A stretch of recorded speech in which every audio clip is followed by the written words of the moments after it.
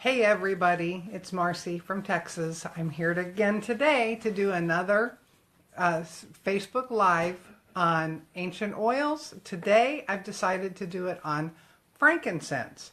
That's a very interesting oil. It's one of my favorites. It's so versatile.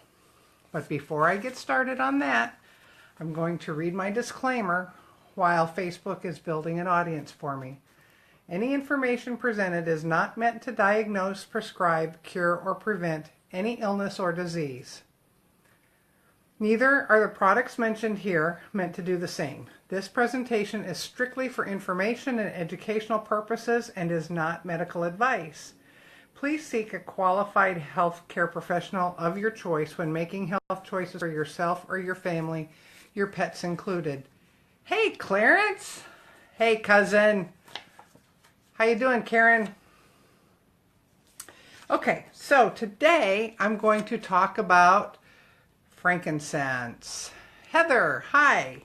Frankincense is actually a resin. Sorry that I'm looking down. I wanted to show you. This is a little resin bead of frankincense. This is how it comes off the tree, exactly. And in the Middle East, where frankincense is harvested, grown and harvested, they actually chew this like gum. And people who chew this like gum have fabulous teeth. They really do. Very white. They have very little gum disease. Frankincense was chewed a lot back in the ancient days, frankincense resin, because it would help. Sometimes they would go 2 or 3 days without eating. They carried water, they drank, but they didn't necessarily have a lot to eat in the caravans. And it might be a couple of days between meals, but chewing the frankincense like gum, like we chew gum today, really helped with their hunger pangs. Okay, so let's get on. Hi, Heather. Hey, Chelsea. Hi, Toby. Frankincense is Boswellia. Now, I'm going to talk about 2 different varieties, Boswellia carteri and Boswellia sacra. And they are pretty distinct from each other. You've got regular frankincense is the Boswellia carteri. Okay, and again, this is in the gold label because for Young Living they package their 12 oils of ancient scripture. I think it's down to 10 though. And then the sacred frankincense is, boy, that's blurry. Anyway, that's Boswellia sacra, which is where they get sacred frankincense. Anybody who has heard the Christmas story, the birth of Jesus, has heard that the wise men brought gold, frankincense, and myrrh to the Christ child. So that's in Matthew is one place you can find that. Frankincense is actually the second most mentioned essential oil in Scripture. The Boswellia carteri, which is the one that was in the gold label, that comes from Africa. Boswellia sacra is actually, that comes from the Arabian Peninsula. Young Living gets ours from Oman. It is on the lucrative spice trail from ancient days. And they used to trade, the spice trade was very lucrative from the 3rd century BC up to the 2nd century AD. Hi, Judith. Hey, Tim. There was a land route that went from the east down the middle, and it came down into the Saudi Arabian Peninsula. If you sort of have to know your geography of the Middle East, you've got Africa. I'm going to try to show you a map, but it's not very good. But that's basically the map of the Middle East. You've got Africa over here. This is the Saudi Arabian Peninsula here. and then this is the east. And we don't know exactly where the wise men came. That those red lines, those are the two different trade routes. You had the trade route that came from Africa. It pretty much followed the coastline, whereas the one that came from the Saudi Arabian Peninsula was inland. Okay? The reason I mention that is because people have wondered which variety of frankincense was the variety that was given to Jesus by the wise men. Because of those trade routes, it's been determined that it was probably the Boswellia sacra, or the sacred frankincense, versus the African frankincense, just because they would have crossed the trade route for the Arabian frankincense. Frankincense was the most sought after, Boswellia sacra, the Saudi Arabian frankincense, was the most sought after one in the ancient world. They felt like it was better, I don't know if it had more qualities in it or what, but they thought it was the best one, and that was the most sought after one. It was actually worth more than gold. Both types of frankincense do similar support to your body systems. They help support healthy brain function. It's very supportive of healthy skin, your lymphatic system, your nervous system, your respiratory system. All of those systems are supported by frankincense, both of them. The African frankincense is 28 to 49% alpha-pinene. Again, you need to do your research and look that up and see exactly what systems alpha-pinenes help. Of course, frankincense, all varieties of frankincense are high in sesquiterpenes.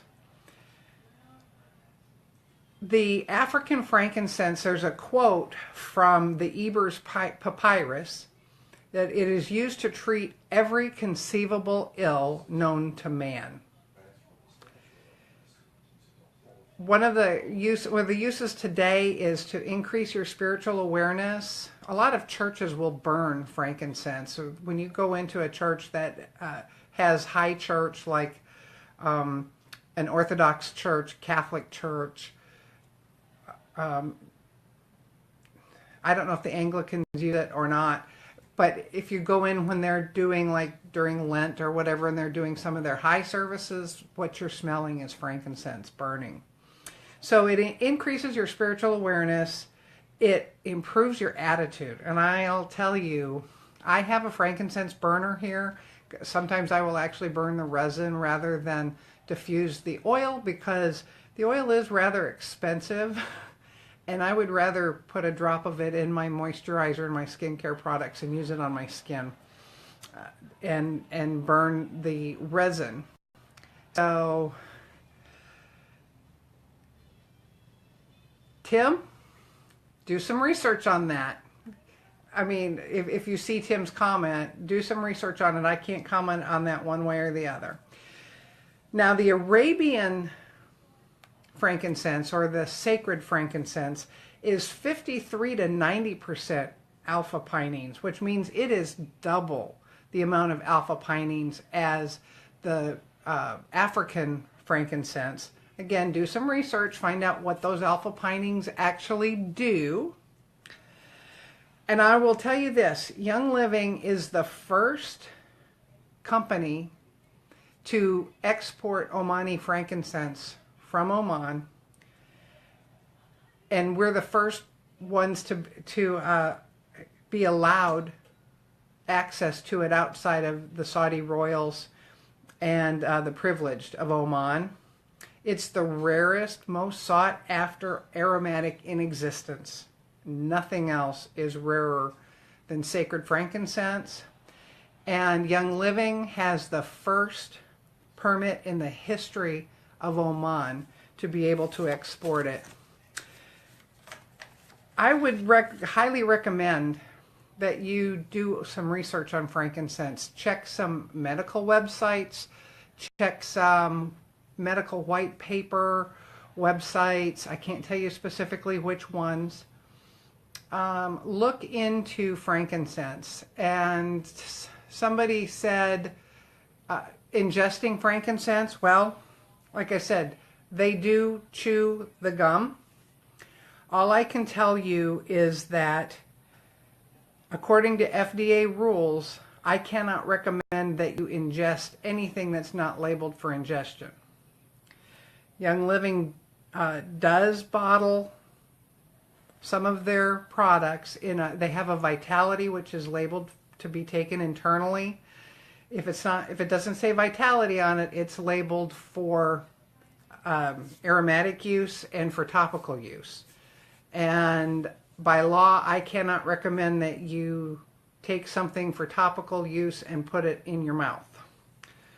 All I can tell you is that when Young Living bottles it, they're bottling the exact same oil. The only difference is the label that they put on the bottle. But if it's labeled for aromatic and topical use, I can only recommend that you use it topically. I have chewed the frankincense resin.